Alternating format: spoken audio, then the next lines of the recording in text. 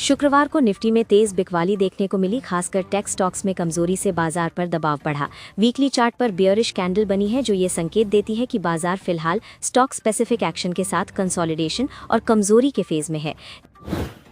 Nifty ने 20 और 50 दिन के ईएमए सपोर्ट लेवल तोड़ दिए हैं, जिससे ट्रेंड बुलिश से बियरिश की ओर शिफ्ट होने की पुष्टि हो गई है। इससे ये संकेत मिलता है कि आने वाले सेशन में डाउनसाइड रिस्क अभी खत्म नहीं हुआ है। एनालिस्ट के मुताबिक अगर गिरावट जारी रहती है तो निफ्टी 25,200 और 25,000 के अहम सपोर्ट लेवल तक जा सकता है, जहां 200 दिन का ईएमए और 52 वीक का मजबूत सपोर्ट जोन मौजूद है, जो शॉर्ट टर्म में बाजार को सहारा दे सकता है।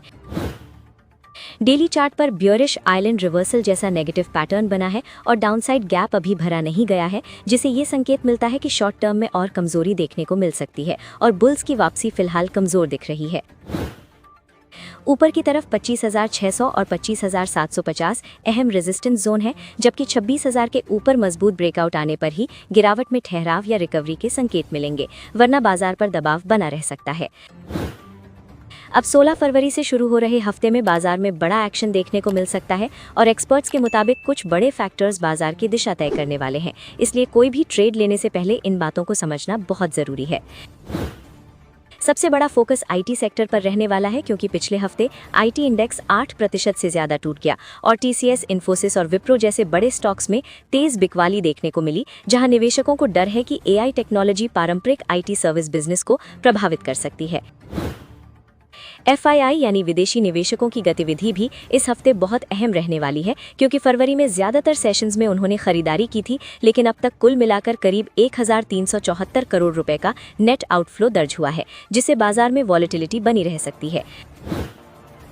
20 फरवरी को रिजर्व बैंक ऑफ इंडिया की एमपीसी बैठक के मिनट्स जारी होंगे और निवेशक महंगाई, लिक्विडिटी और ब्याज दरों को लेकर आरबीआई के अगले कदम के संकेत ढूंढेंगे, जो बैंकिंग और ब्याज संवेदनशील क्षेत्र को प्रभावित कर सकते हैं। 18 फरवरी को यूएस फेडरल रिजर्व की नीति बैठक के मिनट्स और अमेरिकी जीडीपी के आंकड़े भी आने वाले हैं, जिससे ग्लोबल ब्याज दरों की दिशा साफ हो सकती है और इसका असर सीधे भारतीय शेयर बाजार पर पड़ सकता है। रूस और अमेरिका के बीच संभावित डील को लेकर चर्चाएं चल रही हैं। खासकर रूस पर लगे डॉलर और स्विफ्ट से जुड़े सैंक्शंस हटने की बातें सामने आ रही हैं। अगर ऐसा कुछ भी होता है तो इसका सबसे बड़ा असर कमोडिटी मार्केट पर पड़ सकता है। खासकर गोल्ड और सिल्वर में तेज उलटफेर देखने को मिल सकता है। चाइना का मार्केट इस हफ्ते ज्यादातर समय बंद रहने वाला है, इसलिए वहां से कोई बड़ा शॉक या वॉलेटिलिटी आने की संभावना कम मानी जा रही है। इससे एशियन मार्केट्स पर चीन का असर थोड़ा सीमित रह सकता है। आर्टिफिशियल इंटेलिजेंस को लेकर चर्चाएं लगातार तेज होती जा रही हैं और इसका सीधा असर आईटी और दूसरे सेक्टर्स पर दिख रहा है। इस हफ्ते इंडिया एआई इम्पैक्ट समिट 2026 शुरू हो रही है, जिसका उद्घाटन प्रधानमंत्री नरेंद्र मोदी करेंगे और इसमें ग्लोबल एआई पार्टनरशिप्स और बिजनेस अपॉर्चुनिटीज पर फोकस रहेगा। हालांकि इंडिया में एआई को लेकर एक चिंता ये भी है कि हम कई बार सिर्फ अनाउंसमेंट्स और इवेंट्स तक सीमित रह जाते हैं। अगर ग्राउंड लेवल पर सीरियस एग्जीक्यूशन नहीं हुआ तो लॉन्ग टर्म में एआई का असली फायदा मिलना मुश्किल हो सकता है। इंडिया और अमेरिका की ट्रेड डील को लेकर फ्रेमवर्क सामने आ चुका है, लेकिन पॉलिटिक्स भी उसी तेजी से गर्म हो गई है। मार्च तक इस डील के पूरी तरह फाइनलाइज होने की उम्मीद है, इसलिए बीच बीच में कॉन्ट्रडिक्टरी स्टेटमेंट्स और हेडलाइंस आती रह सकती हैं। सबसे बड़ा झटका आरबीआई की तरफ से आया है, जहां ब्रोकर्स की फंडिंग से जुड़े नियम सख्त कर दिए गए हैं। अब ब्रोकर फंडिंग के लिए 100% कोलैटरल जरूरी होगा और बैंक से प्रॉप ट्रेडिंग के लिए फंडिंग पूरी तरह बंद कर दी गई है। प्रॉप ट्रेडिंग यानी ब्रोकर्स का खुद के लिए उधार लेकर ट्रेडिंग करना अब आरबीआई ने रोक दिया है। इसका सीधा असर उन ब्रोकरेज कंपनीज पर पड़ेगा जिनकी कमाई का बड़ा हिस्सा प्रॉप ट्रेडिंग से आता था। आरबीआई के नए नियमों में मिनिमम 40% हेयर कट भी शामिल है, जिससे बोरोइंग कॉस्ट बढ़ेगी। इसका असर एमटीएफ जैसी सुविधाओं पर पड़ेगा और ओवरऑल ट्रेडिंग वॉल्यूम में गिरावट देखने को मिल सकती है। प्लेटफॉर्म बेस्ड ब्रोकरेज कंपनीज के लिए सबसे अहम चीज वॉल्यूम होती है। अगर नए नियमों की वजह से वॉल्यूम घटता है तो इनके रेवेन्यू पर भी दबाव बन सकता है, जिस पर बाजार की नजर बनी रहेगी। रुपया लगातार कमजोर बना हुआ है और 90 के ऊपर कंफर्टेबली ट्रेड कर रहा है। अगर कोई और नेगेटिव ट्रिगर आया तो रुपया 92 की तरफ भी तेजी से जा सकता है। डॉलर इंडेक्स फिलहाल 97 के नीचे बना हुआ है, जो इमर्जिंग मार्केट्स के लिए थोड़ी राहत की बात है, लेकिन अगर डॉलर में मजबूती लौटी तो इसका दबाव फिर से रुपये और इक्विटीज पर दिख सकता है। कमोडिटी मार्केट में गोल्ड इंटरनेशनल लेवल पर करीब $5,000 पर आउंस के आसपास चल रहा है। MCX पर गोल्ड का भाव 1.5 लाख रुपए के ऊपर है, जो साफ दिखाता है कि सेफ हेवन डिमांड काफी मजबूत बनी हुई है। सिल्वर काफी वॉलेटाइल हो चुका है और MCX पर करीब 45,000 रुपीस के आसपास नजर आ रहा है। अगर AI से जुड़ा बबल फूटता है तो इंडस्ट्रियल डिमांड की वजह से सिल्वर पर एक्स्ट्रा दबाव आ सकता है। क्रूड ऑयल फिलहाल 67 से $70 के दायरे में घूम रहा है। अगर जियोपॉलिटिकल टेंशन बढ़ती है तो क्रूड में तेज उछाल भारत के लिए इन्फ्लेशन और करंट अकाउंट दोनों के लिहाज से नेगेटिव हो सकता है। क्रिप्टो मार्केट में बिटकॉइन और इथीरियम दोनों में बड़े स्विंग्स देखने को मिल रहे हैं। बिटकॉइन करीब $5,000 के आसपास और इथीरियम करीब $2,000 के पास बना हुआ है, जहां से कोई भी बड़ी खबर तेज मूवमेंट ला सकती है। बिटकॉइन को लेकर सतोशी नाकामोटो की आइडेंटिटी पर फिर से चर्चाएं शुरू हो गई हैं, लेकिन अभी तक कोई ठोस जानकारी सामने नहीं आई है। अगर इस मुद्दे पर कोई कॉन्क्रीट डेवलपमेंट आता है तो क्रिप्टो मार्केट में बड़ा अपहीवल देखने को मिल सकता है। कुल मिलाकर अगले हफ्ते IT sector, FII flow, gold silver movement, RBI और US फेड के संकेत बाजार की दिशा तय करेंगे। इसलिए बिना प्लानिंग के ट्रेड लेने की बजाय इन मैक्रो फैक्टर्स पर नजर रखना बहुत जरूरी है। अगली खबर, रेलवे मंत्रालय ने लंबी दूरी की ट्रेनों में सफाई सुधारने के लिए एक बड़ा रिफॉर्म लॉन्च किया है, जिसमें टेक्नोलॉजी से लैस प्रोफेशनल टीम्स को ट्रेन के अंदर ही तैनात किया जाएगा, ताकि यात्रा के दौरान जरूरत पड़ने पर तुरंत सफाई की जा सके। अभी तक क्लीन ट्रेन स्टेशन स्कीम के तहत ट्रेन को तय स्टेशनों पर साफ किया जाता था, लेकिन नए सिस्टम में स्टाफ हर घंटे या जरूरत के हिसाब से कोच, टॉयलेट, बेसिन और कचरा साफ करेगा, साथ ही छोटे रिपेयर और पानी भरने का काम भी संभालेगा। रेलवे मंत्री ने कहा कि इस सिस्टम में क्लियर जिम्मेदारी तय की जाएगी और रियल टाइम मॉनिटरिंग, फीडबैक और परफॉर्मेंस मैनेजमेंट टेक्नोलॉजी की मदद से किया जाएगा, ताकि सर्विस क्वालिटी बेहतर हो और यात्रियों का अनुभव सुधरे। शुरुआत में 80 ट्रेनों में ये सिस्टम लागू किया जाएगा और इसके रिजल्ट के आधार पर इसे बाकी ट्रेनों में भी विस्तार दिया जाएगा। साथ ही पीक और नॉन पीक टाइम के हिसाब से सफाई की फ्रीक्वेंसी बदली जाएगी और वॉर रूम से मॉनिटरिंग होगी। अलग रिफॉर्म के तहत रेलवे अपनी खाली जमीन पर वेयरहाउस, प्रोसेसिंग यूनिट और ग्राइंडिंग यूनिट जैसी कार्गो फैसिलिटी की अनुमति देगा, जिससे फ्रेट ऑपरेशन बढ़ेंगे, गति शक्ति कार्गो टर्मिनल्स को बढ़ावा मिलेगा और डिस्प्यूट रेजोल्यूशन के लिए सरल फ्रेमवर्क भी लागू किया जाएगा। रेलटेल कॉर्पोरेशन, RVNL और इरकॉन इंटरनेशनल जैसी कंपनियों को टेक्नोलॉजी आधारित monitoring system, war room setup, cleaning management और नए कार्गो टर्मिनल इंफ्रास्ट्रक्चर से सीधे नए प्रोजेक्ट और ऑर्डर मिलने का फायदा हो सकता है, जिससे इनके ऑर्डर बुक और लॉन्ग टर्म ग्रोथ आउटलुक मजबूत हो सकता है। IRCTC, टीटागढ़ रेल सिस्टम्स और टेक्समैको रेल एंड इंजीनियरिंग को पैसेंजर सर्विस अपग्रेड और फ्रेट ऑपरेशन बढ़ने से इनडायरेक्ट फायदा मिल सकता है, क्योंकि बेहतर ट्रैवल एक्सपीरियंस से ट्रैफिक बढ़ेगा और कार्गो विस्तार से कोच और वैगन की डिमांड मजबूत हो सकती है। अमेरिका के राष्ट्रपति और इजराइल के प्रधानमंत्री नेतन्याहू ने ईरान पर दबाव बढ़ाने की रणनीति पर चर्चा की है, खासकर ईरान के तेल की बिक्री को रोकने पर, क्योंकि चीन अभी ईरान के 80% से ज्यादा तेल का खरीदार है। अगर ईरान की तेल बिक्री घटती है तो उसकी कमाई पर बड़ा असर पड़ सकता है।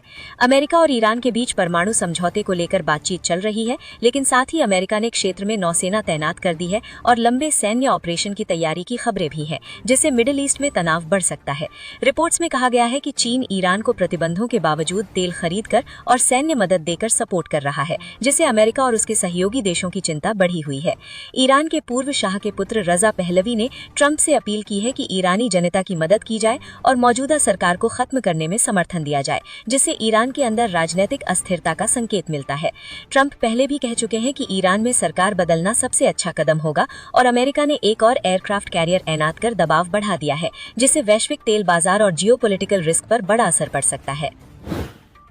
सरकार ने असम में गोहपुर और नुमालीगढ़ के बीच 4 लेन का ग्रीनफील्ड कॉरिडोर बनाने को मंजूरी दी है, जिसमें ब्रह्मपुत्र नदी के नीचे 15.79 किलोमीटर लंबी रोड कम रेल सुरंग बनाई जाएगी। इस प्रोजेक्ट की कुल लागत करीब 18,662 करोड़ रुपए होगी और ये भारत की पहली under water road plus rail tunnel होगी। अभी इस रूट पर करीब 240 किलोमीटर का लंबा सफर करना पड़ता है, जिसमें लगभग 6 घंटे लगते हैं। सुरंग बनने से दूरी और समय दोनों काफी कम हो जाएंगे, जिससे नॉर्थ ईस्ट की कनेक्टिविटी तेज और आसान हो जाएगी। इस परियोजना से असम के साथ अरुणाचल प्रदेश, नागालैंड और अन्य पूर्वोत्तर राज्यों को बड़ा फायदा मिलेगा। लॉजिस्टिक्स लागत घटेगी, माल ढुलाई तेज होगी और इंडस्ट्री, व्यापार और टूरिज्म को बड़ा बूस्ट मिल सकता है। प्रोजेक्ट के तहत कई आर्थिक, सामाजिक, पर्यटन और लॉजिस्टिक नोड्स को जोड़ा जाएगा। साथ ही रेलवे स्टेशन, एयरपोर्ट और जलमार्ग से मल्टी मोडल कनेक्टिविटी मजबूत होगी। इससे करीब 80 लाख % रोजगार बनने की संभावना है और पूरे क्षेत्र में आर्थिक विकास तेज हो सकता है। ब्रोकरेज हाउसों की लेटेस्ट रिपोर्ट्स में कुछ चुनिंदा शेयरों पर काफी पॉजिटिव रुख देखने को मिल रहा है, जहां मौजूदा भाव से करीब 40 से 60% तक रिटर्न की संभावना बताई जा रही है। एनालिस्ट्स का कहना है कि इन कंपनियों में ग्रोथ की साफ विजिबिलिटी, बिजनेस मॉडल में सुधार और मैनेजमेंट की मजबूत गाइडेंस जैसे फैक्टर्स नजर आ रहे हैं, इसलिए इन्हें बाय रेटिंग दी गई है। शांति गोल्ड को चॉइस इंस्टीट्यूशनल इक्विटीज ने बाय रेटिंग दी है, जहां शेयर का भाव करीब 217.80 रुपए था और ब्रोकरेज ने 350 रुपए का टारगेट रखा है, यानी करीब 60% से ज्यादा अपसाइड का अनुमान है। कंपनी का मैनेजमेंट चालू वित्त वर्ष में करीब 20 अरब रुपए के रेवेन्यू की उम्मीद कर रहा है और 2027 में 60 से 70% ग्रोथ का गाइडेंस दिया गया है, जो इसके बिजनेस की मजबूत ग्रोथ स्टोरी दिखाता है। आईपीओ से जुटाए गए फंड और कैपेसिटी बढ़ाने से कंपनी के रेवेन्यू और मुनाफे में आगे और मजबूती आने की संभावना जताई जा रही है। हेल्थकेयर ग्लोबल एंटरप्राइजेस पर पीएल कैपिटल ने बाय रेटिंग बरकरार रखी है, जहां शेयर का भाव करीब 581.75 रुपए था और टारगेट 850 रुपए रखा गया है, यानी लगभग 46% रिटर्न की उम्मीद जताई गई है। कंपनी का एसेट लाइट मॉडल और पार्टनरशिप आधारित रणनीति इसे ज्यादा कैपिटल एफिशिएंट बनाती है, मतलब कम पूंजी में ज्यादा बिजनेस बढ़ाने की क्षमता है। केकेआर की हालिया हिस्सेदारी से ऑपरेशनल और फाइनेंशियल एफिशिएंसी में सुधार की उम्मीद है और मौजूदा भाव पर शेयर को आकर्षक वैल्यूएशन पर ट्रेड करता बताया गया है। आईआईएफएल फाइनेंस को मोतीलाल ओसवाल ने बाय रेटिंग दी है, जहां शेयर का भाव करीब 508.75 रुपए था और टारगेट 720 रुपए रखा गया है, यानी करीब 41% अपसाइड दिखाया गया है। कंपनी ने अपने बिजनेस को नए सिरे से पोजीशन किया है और अब ज्यादा रिस्क वाले अनसिक्योर्ड लोन से हटकर सिक्योर्ड रिटेल लोन पर फोकस कर रही है। दिसंबर तिमाही के नतीजों का खत्म होने के बाद अगला हफ्ता बोर्ड मीटिंग्स के हिसाब से थोड़ा हल्का रहने वाला है, जहां 30 से कम कंपनियों की बोर्ड बैठकें होंगी। इस दौरान कुछ कंपनियां बोनस, स्टॉक स्प्लिट और डिविडेंड जैसे अहम कॉर्पोरेट एक्शन पर विचार करने वाली हैं, जिससे कुछ शेयरों में हलचल देखने को मिल सकती है। एवैक्स अपैरल्स एंड ऑर्नामेंट्स की बोर्ड बैठक 17 फरवरी 2026 को होगी, जहां कंपनी बोनस और स्टॉक स्प्लिट पर विचार करेगी। एबीबी और सीआईई ऑटोमोटिव इंडिया की बोर्ड बैठक 19 फरवरी को होगी और दोनों कंपनियां डिविडेंड पर विचार कर सकती हैं, जबकि धुनसरे वेंचर्स की बोर्ड बैठक 20 फरवरी को है, जहां डिविडेंड पर चर्चा हो सकती है। अगले हफ्ते कुछ कंपनियों के बोनस पाने की रिकॉर्ड डेट भी करीब है। रिद्धि स्टील एंड ट्यूब ने हर 2 शेयर पर 1 बोनस शेयर देने का ऐलान किया है और इसकी रिकॉर्ड डेट 17 फरवरी 2026 रखी गई है। बेजल इंटरनेशनल ने 1 शेयर पर 1 बोनस शेयर देने का ऐलान किया है और इसकी रिकॉर्ड डेट 18 फरवरी तय की गई है, जिससे इन शेयरों में शॉर्ट टर्म में एक्शन देखने को मिल सकता है। दोस्तों, सोमवार 16 फरवरी को शेयर बाजार 2 दिन की छुट्टी के बाद खुलेगा और पिछले हफ्ते की गिरावट के बाद निवेशकों की नज़र कुछ खास स्टॉक्स और तिमाही नतीजों पर रहेगी, क्योंकि अच्छी खबर वाले शेयरों में तेजी और खराब खबर वाले शेयरों में गिरावट देखने को मिल सकती है।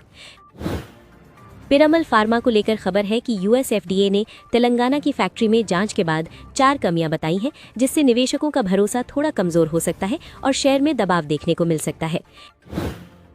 एनबीसीसी इंडिया लिमिटेड को जम्मू कश्मीर में नए हाउसिंग और रियल एस्टेट प्रोजेक्ट मिलने की संभावना है और अगर ये प्रोजेक्ट मिलते हैं तो कंपनी के बिजनेस में बड़ा फायदा हो सकता है और शेयर में पॉजिटिव मूवमेंट आ सकता है। इंटरग्लोब एविएशन लिमिटेड यानी इंडिगो पर करीब 1.27 करोड़ रुपए का जीएसटी जुर्माना लगाया गया है। हालांकि कंपनी ने कहा है कि वो इस फैसले को कोर्ट में चुनौती देगी, इसलिए निवेशक इस खबर को सावधानी से देख रहे हैं। टीसीएस ने एनसीडीएक्स के साथ पार्टनरशिप की है, जिससे कमोडिटी एक्सचेंज के कारोबार को टेक्नोलॉजी सपोर्ट मिलेगा और ये खबर कंपनी के लिए पॉजिटिव मानी जा रही है, जिससे शेयर में हल्की मजबूती दिख सकती है। हिंदुस्तान कॉपर लिमिटेड को झारखंड सरकार से 929 करोड़ रुपए से ज्यादा का नोटिस मिला है, जिसमें बिना जरूरी मंजूरी के उत्पादन करने का आरोप है और इस तरह की खबरें शेयर पर नेगेटिव असर डाल सकती हैं। रिलागेर एंटरप्राइजेज लिमिटेड ने अपने फाइनेंशियल सर्विस और इंश्योरेंस बिजनेस को 2 अलग अलग लिस्टेड कंपनियों में बांटने की योजना को मंजूरी दी है, ताकि हर बिजनेस पर अलग से फोकस बढ़े और शेयर होल्डर्स के लिए ज्यादा वैल्यू बन सके। बर्मन परिवार के अधिग्रहण के बाद ये कंपनी का पहला बड़ा पुनर्गठन कदम है। डीमर्जर में insurance business Care Health Insurance Limited के साथ रहेगा, जबकि लेंडिंग, ब्रोकिंग और निवेश जैसे financial service business Religare Finvest Limited में ट्रांसफर होगा। शेयर होल्डर्स को 1:1 आधार पर नए शेयर मिलेंगे और रिलागेर फिनवेस्ट भी बीएसई और एनएसई पर अलग से लिस्ट होगी। कंपनी का कहना है कि इससे ऑपरेशन आसान होंगे, मैनेजमेंट का फोकस बेहतर होगा और दोनों कंपनियां अपने अपने ग्रोथ प्लान पर तेजी से काम कर पाएंगी। लक्ष्य है कि वित्त वर्ष 2028 की पहली तिमाही तक पूरी प्रक्रिया पूरी कर नई कंपनी को लिस्ट किया जाए। Silver line technologies limited 80 crore रुपए के नए निवेश प्रस्ताव पर विचार कर रही है और अगर ये निवेश आता है तो कंपनी की वैल्यू और बिजनेस ग्रोथ को सपोर्ट मिल सकता है। रिलायंस इंडस्ट्रीज लिमिटेड को अमेरिका से वेनेजुएला से कच्चा तेल आयात करने की अनुमति मिल गई है, जिससे कंपनी को सस्ता कच्चा तेल मिल सकता है और इससे मार्जिन और मुनाफे पर पॉजिटिव असर पड़ सकता है। मनप्पुरम फाइनेंस को बेन कैपिटल को हिस्सेदारी बेचने के लिए आरबीआई से सशर्त मंजूरी मिल गई है, यानी डील को हरी झंडी तो मिल गई है, लेकिन कुछ नियमों के साथ। आरबीआई ने कहा है कि निवेशकों को एक्शन प्लान देना होगा ताकि उनके ग्रुप में एक ही तरह की 2 एनएफबीसी या हाउसिंग फाइनेंस कंपनी पर एक साथ कंट्रोल ना रहे। इस खबर से कंपनी को मजबूत निवेशक और ज्यादा कैपिटल मिल सकता है, जो लंबी अवधि में बिजनेस के लिए अच्छा है। हालांकि शॉर्ट टर्म में नियमों और अनिश्चितता की वजह से शेयर में उतार चढ़ाव देखने को मिल सकता है।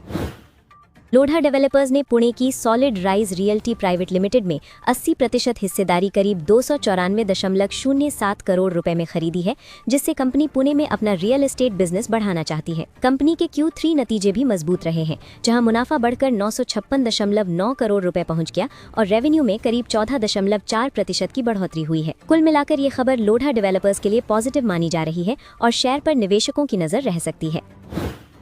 अकम्स ड्रग्स एंड फार्मास्यूटिकल्स का मुनाफा 86 करोड़ रुपए रहा, जो सालाना आधार पर करीब 29.5% बढ़ा है और कंपनी की कमाई भी 1160 करोड़ रुपए रही है, जो लगभग 14.9% बढ़ी है, यानी फार्मा बिजनेस में ग्रोथ दिख रही है। फोर्टिस हेल्थकेयर लिमिटेड का मुनाफा घटकर 197 करोड़ रुपए रहा, जिसमें सालाना आधार पर करीब 22.4% गिरावट आई है। हालांकि रेवेन्यू 2265 करोड़ रुपए रहा और करीब 17.5% की बढ़ोतरी दिखी है, यानी खर्च बढ़ने से मुनाफा दबा है।